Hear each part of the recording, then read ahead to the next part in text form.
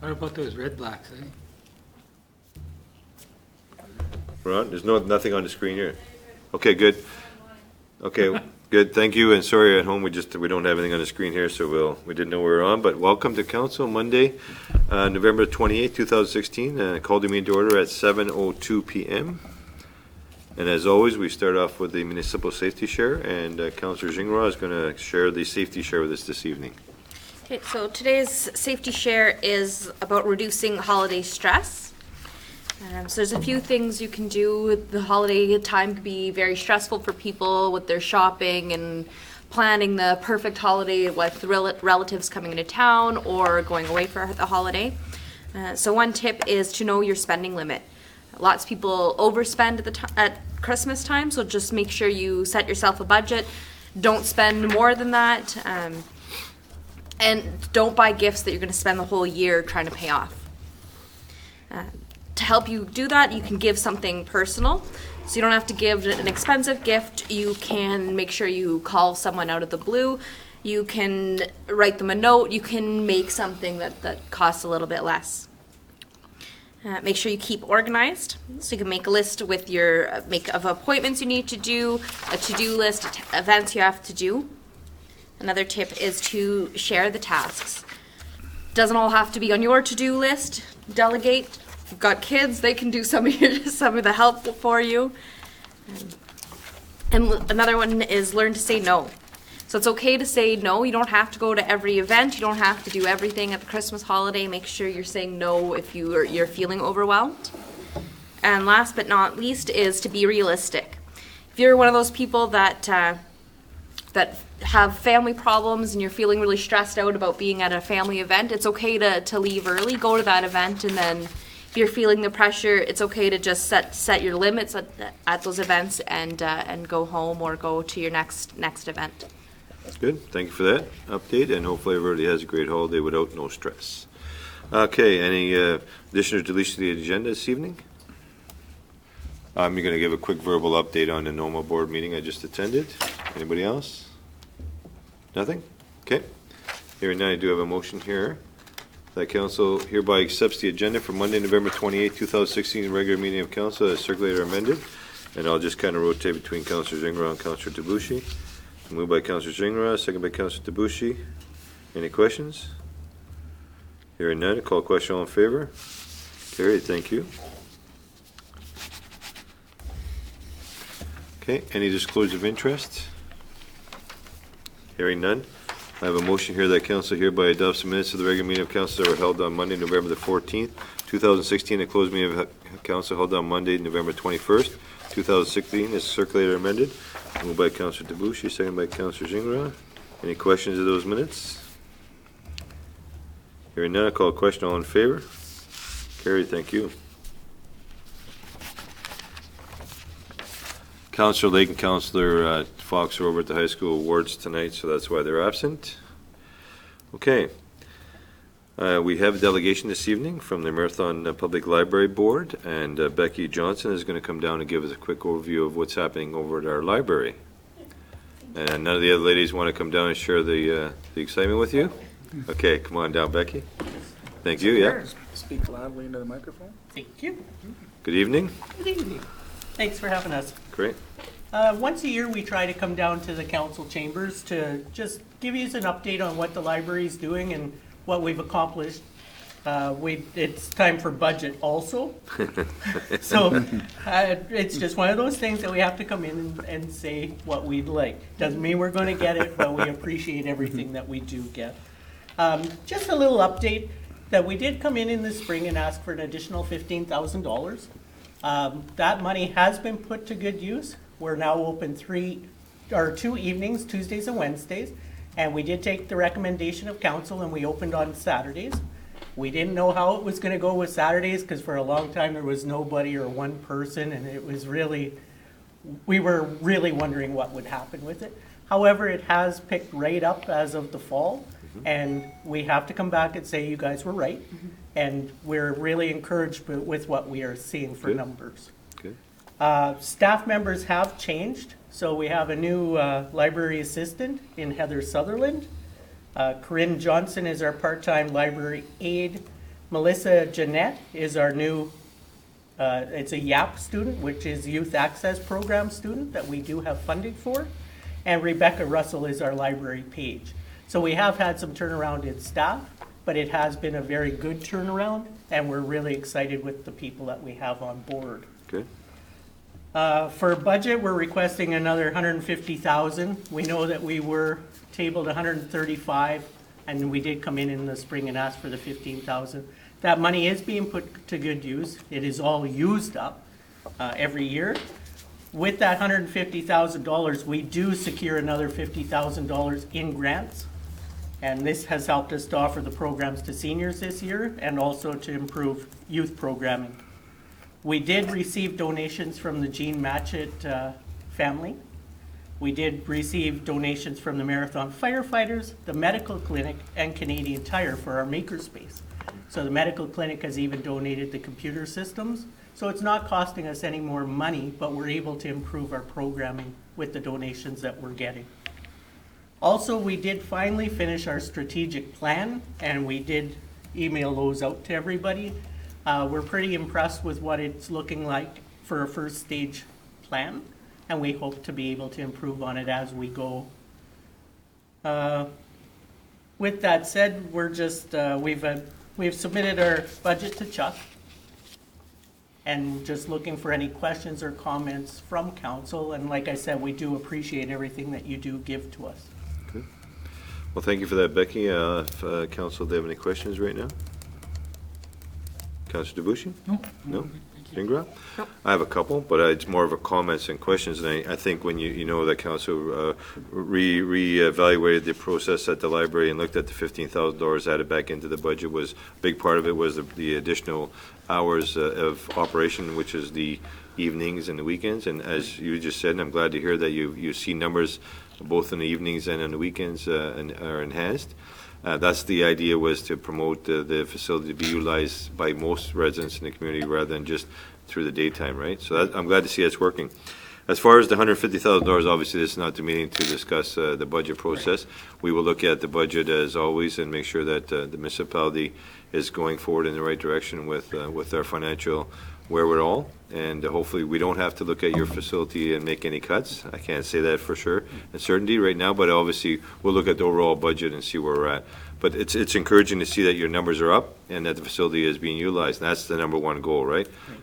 For both the library board as well as the municipal government, so that we see that those facilities are being utilized. And underutilized is always easy to say, okay, cut, right? You're not using the programs or the facilities, so let's cut. So we'll go from there, and we'll see what happens in regards to our budget process. But I'll take the opportunity to thank you and the other members of the board for coming out this evening and giving us an overview of the library.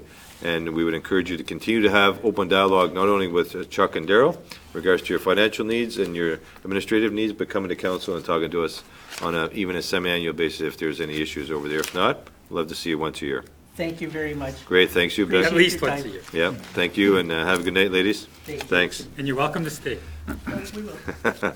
Okay, up next, just a verbal report. I just attended the Northwestern Ontario Municipal Association meeting. This is a pre-meeting, basically we try to set up for our OGRA conference. Some of the things we discussed, the cap and trade cost and related fuel costs added to all of our taxpayers starting January 1st, 2017. Not only that, there is also the credits for the Daryl just sent me a link to Cap and trade. the cap and trade for the buy credits and sell credits for the environmental emissions and all that, which is going to be a real Carbon joke. tax. It's a carbon tax, but it's going to cost all of us in Ontario more money. So we talked quite extensively on how we're going to approach that. Ontario Good Roads issues, because we're not satisfied with the Aroma conference and the OGRA conference being two separate conferences. Who's going to be there? We'll find out. We're working with Minister Gravel's office right now, and Minister of Transportation is coordinating the OGRA delegations. Processing critical infrastructure presentation by Dale Smike. Dale was worked with the municipality for many years.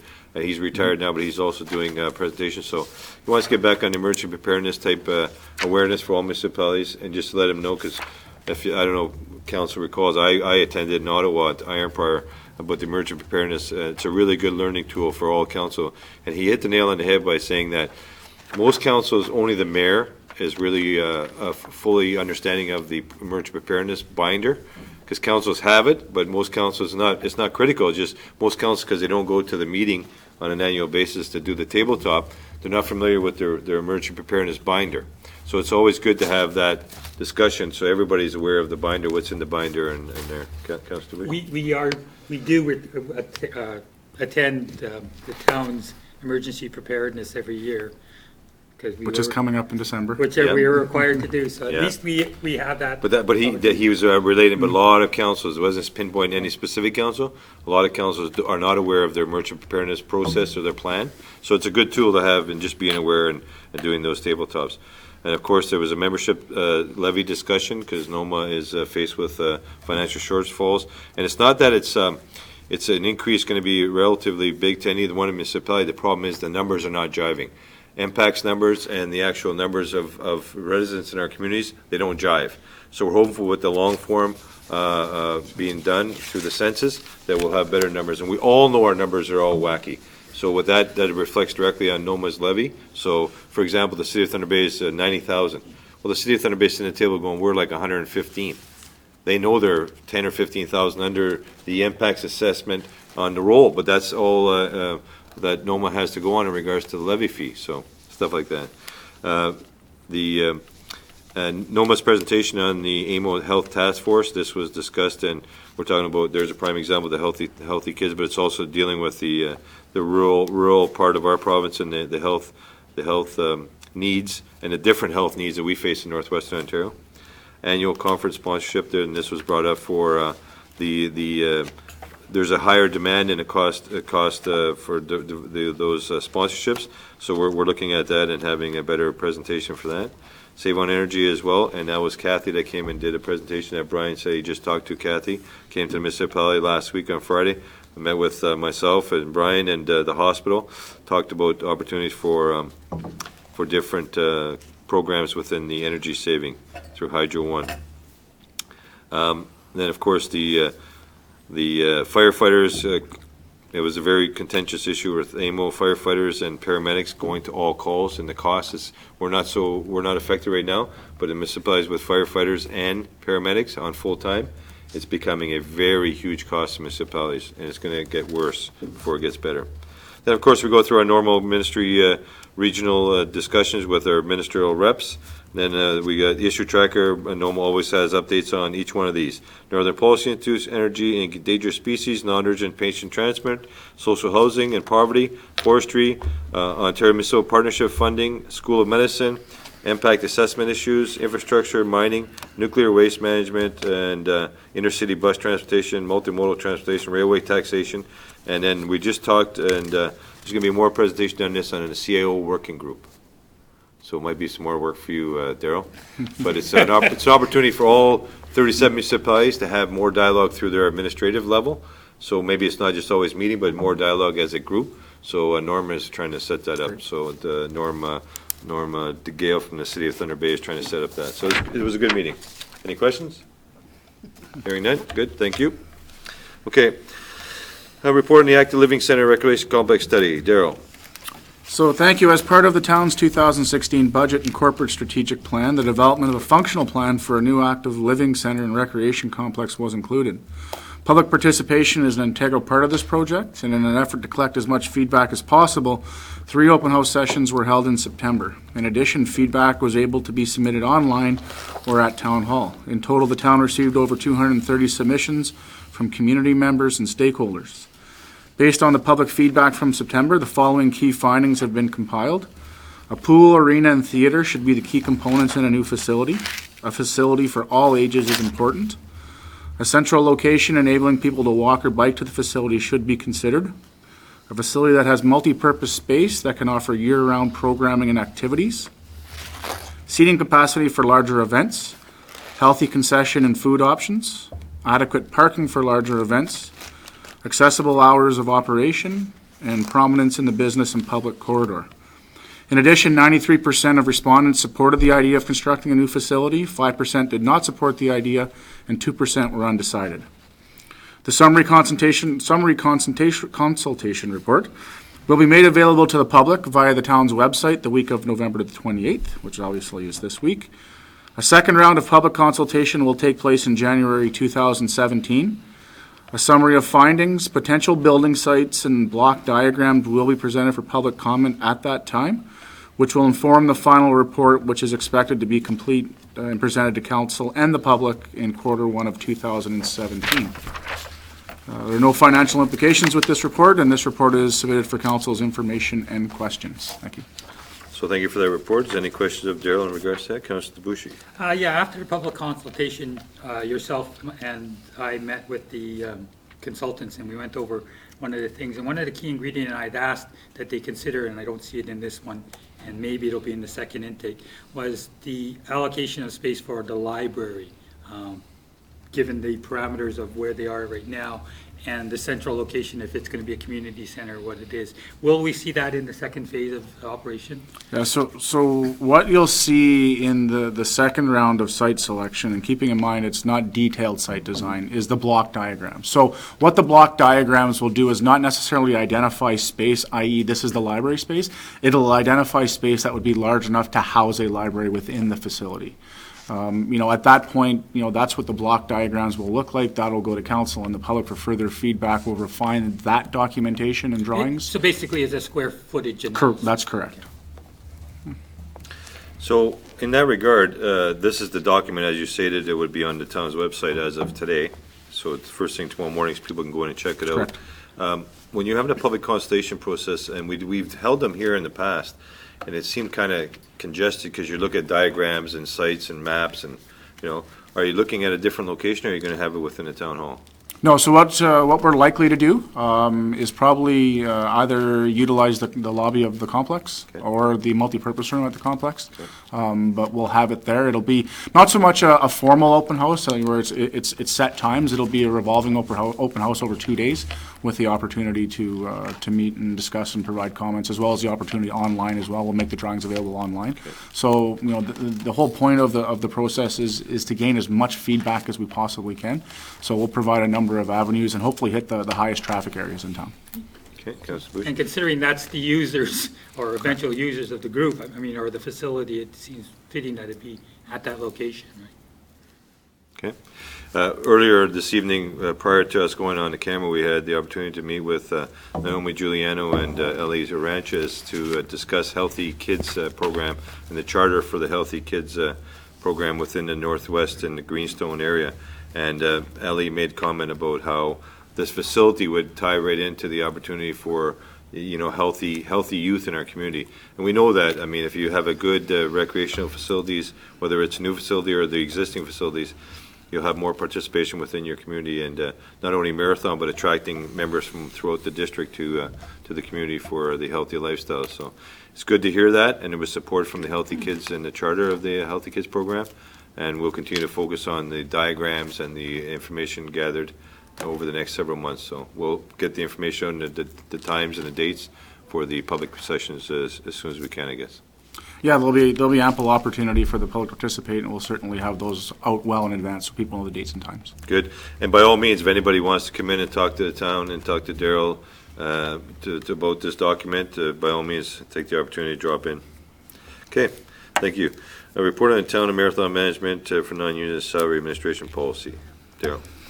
Thank you. The town of Marathon maintains a confidential, formal, gender-neutral salary structure and job evaluation process. Through this, each management and non-union position is objectively valued and placed into a pay band appropriate to its relative value.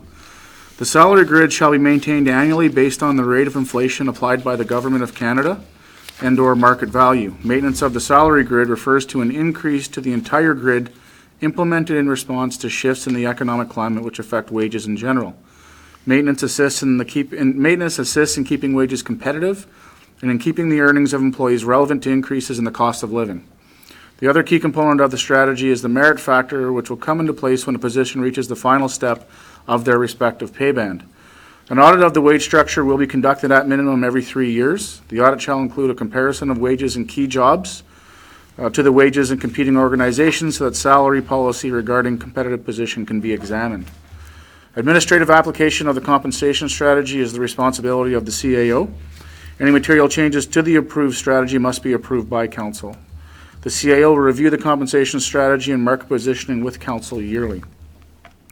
Financial implications, management and non-union compensation is included in yearly municipal operating budgets. And your options are approve the Town of Marathon management and non-union salary administration policy, do not approve the policy, or approve the policy with amendments.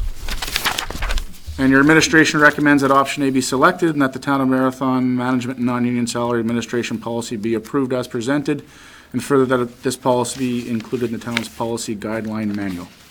Thank you. Thank you for that report. I do have a motion here that council hereby supports the attached report and recommendation of the Town of Marathon Management and Non-Union Salary Administration Policy. And that policy TMS 0014 Management and Non-Union Salary Administration and Job Evaluation Maintenance be adopted as presented. And further that a copy of this policy be placed in the town's policy guideline manual. Moved by Councillor Zingra, second by Councillor Debussy. Any questions? Councillor Debussy. The administration or the monitoring of the every 3-year evaluation, is that going to be the CAO's responsibility? It'll be the CEO's responsibility in concert with the Organizational Resources Officer to ensure that it's completed. Okay, so I'm just want to ensure that the council's participation or activity in this thing would be limited just to approval of the budget line items and not the ban. That's correct. Okay.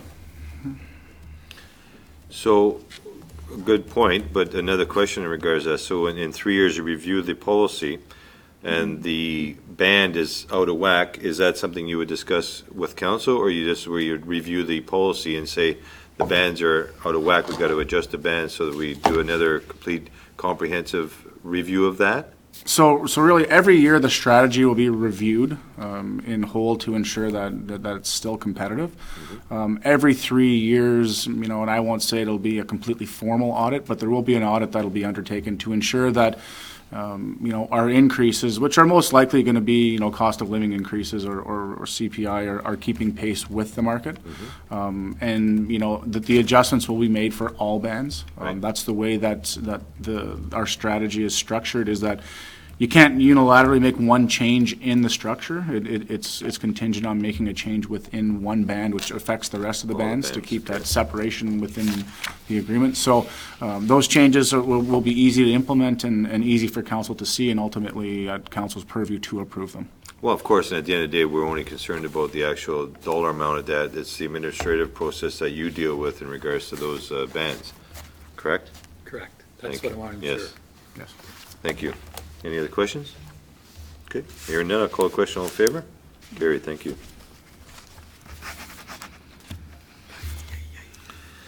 Okay, report on Bill 181, Municipal Elections Modernization Act. Thank you, Your Worship. Louise? In 2015, the Ministry of Municipal Affairs and Housing launched its review of the Ontario Municipal Elections Act. For the report, we're going to be calling that the MEA. The ministry held consultations with a variety of stakeholders, including AMO, AMCTO, and the general public. On June 9, 2016, Bill 181, which is known as the Municipal Elections Modernization Act, or MEMA, received royal assent. The MEMA constitutes the most significant update to the MEA and the conduct of municipal elections in Ontario within the last 20 years. The revisions to the MEA will significantly alter how municipal elections in Ontario will be conducted. Some of these changes are outlined in the attached document. The most significant change being introduced is the use of ranked ballots. Administration made a brief presentation regarding ranked ballots and what it entails at the November 14th strategic planning meeting. Section 42.2-1 of the MEMA states that council has the option to pass a bylaw with respect to a ranked ballot election for offices of council. While the 2018 election may seem far away, if a ranked ballot election is to be implemented, the bylaw must be passed no later than May 1st, 2017. In reality, this decision would need to be made much earlier in order to allow staff the time required to properly implement such a change. The recommendation is due to the significant changes affecting elections administration in 2018, as well as limited staff, financial resources, and condensed timelines.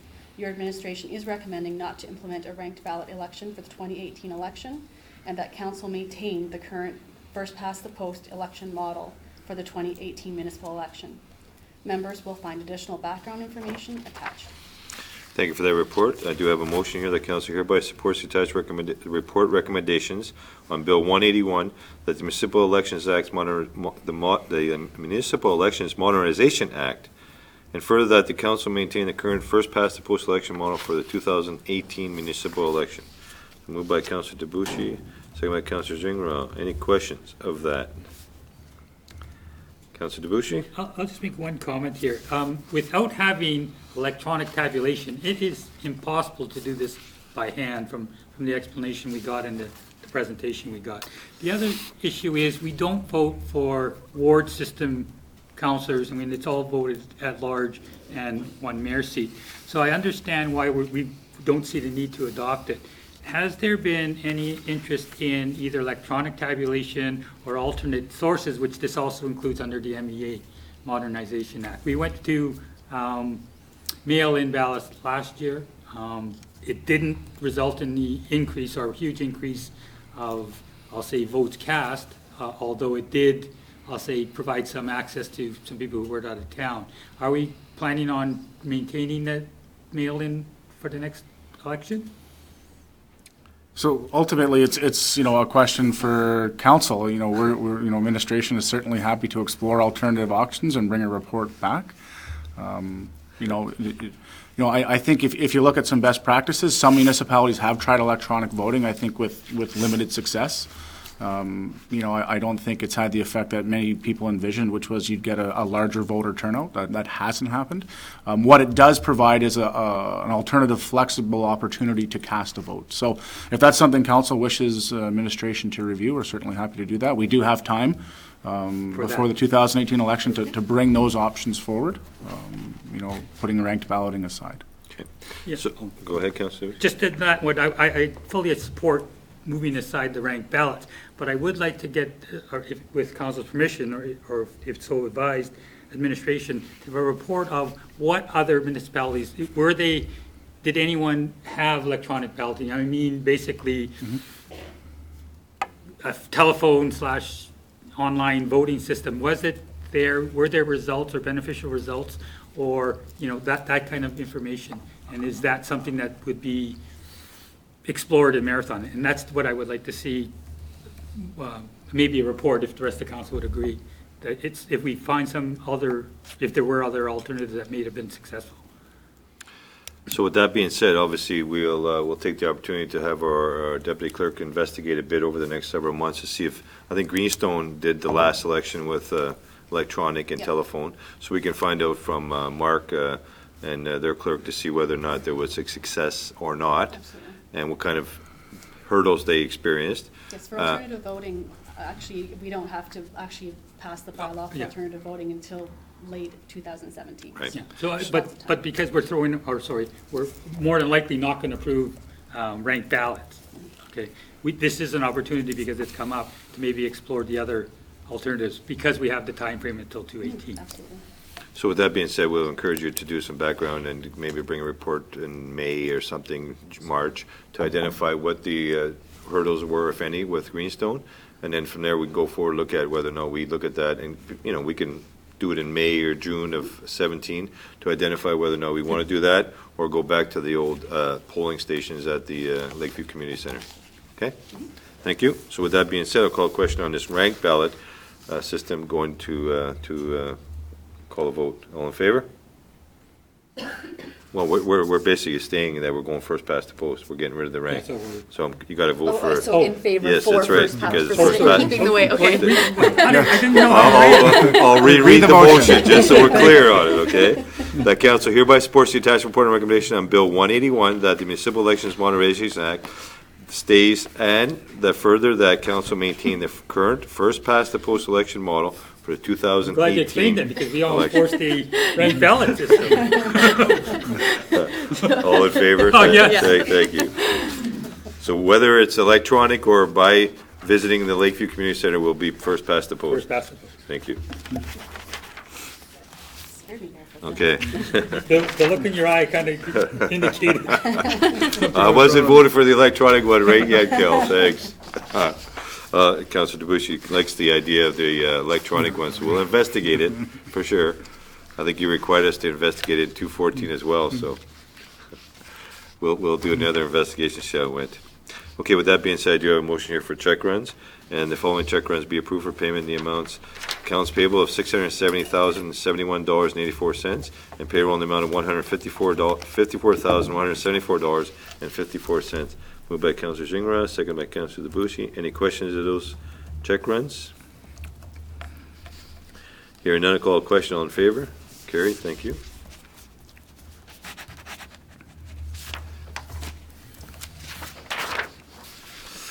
Okay. The reports to the members of boards, Councillor Fox was going to do as well with the health, but he's not here this evening, so we'll go right down to new business. Resolution to be presented regarding the North Shore LNG project, and it's I don't know if I want to read the whole thing because it's quite a lengthy report in regards to the whereas. Sorry. Yeah, I'm happy to highlight it, Your Worship. If you wish. Yeah, go ahead. 'Cause I can read it really fast, but I think the highlight better Yeah. motion would be better. Yeah. Thanks. So this has been requested by the 5 CAOs who are working together on the North Shore LNG project, obviously of which we're the lead, and working with Northeast Midstream as our private partner. So we're anticipating through discussions that we've had at Queen's Park that the natural gas access loan program will be open for applications in December. The what? Natural Access loan. gas access loan program Okay. $200 million loan program. will be open in December. We're preparing our submission. Obviously, we completed the feasibility studies over the course of the summer, which are proved to be positive for a project for our area. And what we want to beef up our application is support resolutions from each of the 5 municipal councils that we can attach to our application, as well as send out to the ministers who are part of the portfolio, as well as those we've met with at AMO and OGRA. So Good. that's really the crux of the resolution. It's long-winded, but it's to support our application going forward. Sure. And as always, I'll just read it. Therefore, be resolved. That therefore be resolved, the town of Marathon express a strong support in the Northeast efforts to obtain the necessary funding commitment from the Government of Ontario and the regulatory approvals from the OEB in order to construct and operate a natural gas distribution system to serve the town of Marathon and 4 other North Shore communities. Moved by Councillor Debussy, second by Councillor Gingras. Any questions? Councillor Debussy. Yeah, because this ties in with the announcement that natural gas pipeline will not be going off the main line, which is on the 11 corridor, and will not be coming south. It was announced that there was no funding for it, and/or it would have to be borne totally by the users if a spur was created. Does that same philosophy hold true for the liquefied natural gas distribution system? It doesn't. So the big difference, and you're certainly correct, Councillor Tabucci, the OEB has said that you cannot use the existing rate base to subsidize new pipelines. In our case, it doesn't affect LNG because LNG is not pipeline. Okay, right? liquefied So, natural gas. But I think the important part about the OEB response that was last week does say it supports a competitive LNG market. So we ensured when we built our business model that we took that into consideration from the very beginning. We ultimately expected this to be the decision. So we didn't build it on utilizing the existing rate base. It's built on building a new rate base. So we're certainly in the queue to submit the application. So in that model, or in the announcement made about the existing ratepayers and the existing pipeline, I guess natural gas pipeline, this 200 million is separate then from that expansion of that. That's correct. So the decision of the OEB doesn't affect the Natural Gas Access Loan Fund, which falls under the Ministry of Infrastructure. And one other highlight, as we spoke before, just so we refresh your memory, is that the $200 million loan guarantee program was an opportunity to fund the project capital. It was also a $30 million opportunity for offsetting. We made the argument to Minister Thibeault in regards to help and offset the conversion of the homes. So if you're tying into LNG from a propane or electric furnace, what would the cost be to convert your home? So we're still haven't got a full response back on that $30 million where that is, eh? No, they haven't made that announcement yet, although we've had a number of meetings with bureaucrats at Queen's Park on that concept and how it might look. So they've been open to our suggestion that the grant or portion of it be utilized to subsidize residents to convert to natural gas, and we'll continue with that discussion at OGRA. Yeah. Sorry, one more. Yeah, go ahead. question. With that ruling or with the announcement of the 200 million, the other deciding factor about the value of liquefied natural gas was First Nations remote communities, to get them off diesel generators, basically was the idea. Does that pot include the 200 million, or is that funded under a separate agreements or models? It's really going to be the $200 million is going to be an open process. It's not earmarked for any one project. It's going to be a competitive process, and we're quite confident we will be first in line to submit the very first application. Because we are that much further ahead than in. And one of, I think one of the strong points of our proposal has always been that we think we have a model that can be replicated across Ontario, especially in the far north. And that's gotten us a lot of traction at Queen's Park with the model we're proposing. Yep. Anything else? Okay. With that being said, I'll call the question. All in favor? Carried. Thank you. Thanks for that, Joe. It's a process, and it'll take a few more years, but hopefully at the end of the day, we'll have opportunity to have liquefied natural gas running through pipes within each one of our communities through a system similar to a natural gas system in any community that has natural gas pipe to it. So hopefully all goes well in that regard. Okay, a request has been received from the Township of Uxbridge regarding Bill 9, the age discrimination in regards to stroke recovery for patients. It's a pretty straightforward resolution, and they basically were saying that there should be no age discrimination on anybody who has a stroke, whether you're 40 years old or 80 years old, in regards to the medical needs you require. So it was a very simplistic amendment to the bill, and the motion is clearly stating that. So that the council hereby supports the resolution received from the Township of Uxbridge regarding Bill 9 and age discrimination against stroke recovery patients. And further, that a copy of the motion be forwarded on to individuals listed on the original requested. Moved by Councillor Gingras, second by Councillor Tabushi. Any questions of that? Hearing none, I'll call a question. All in favor? Carried. Thank you.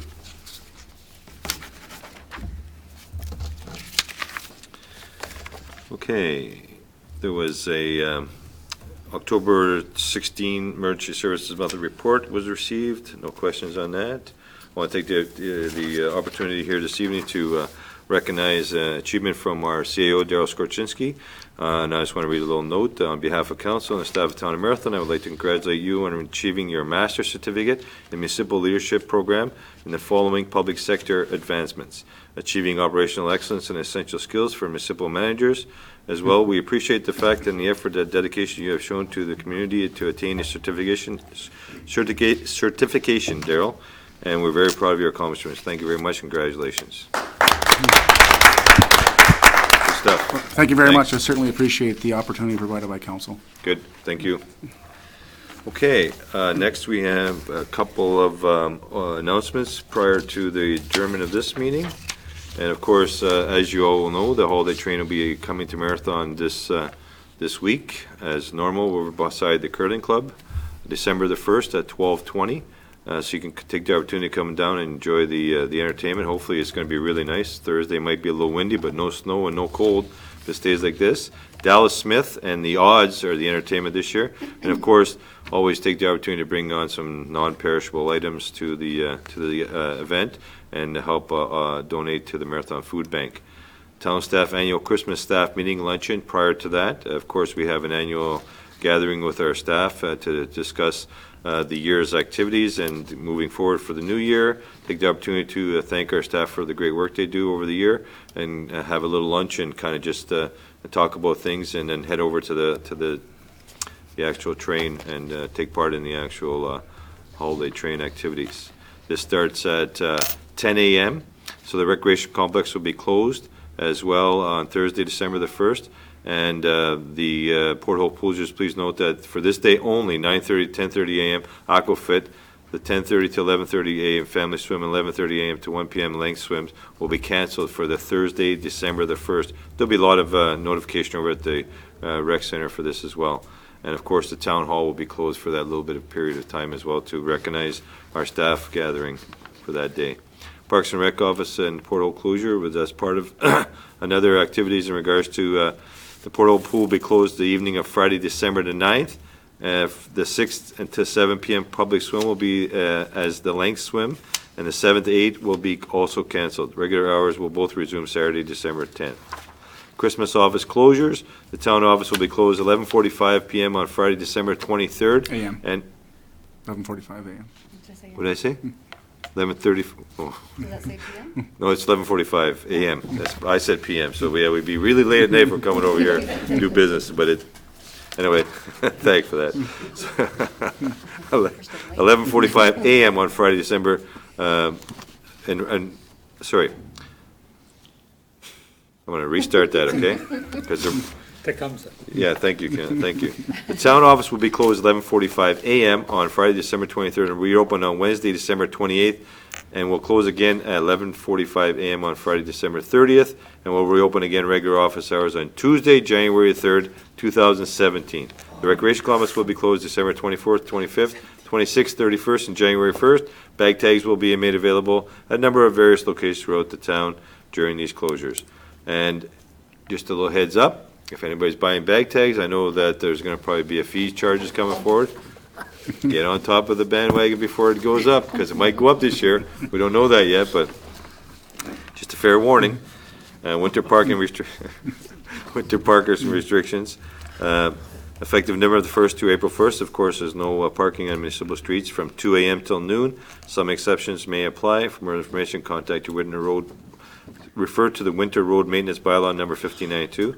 Drop into the town website and you can get all the information you might need. Please do not dump or push any snow on municipal property, including sidewalks.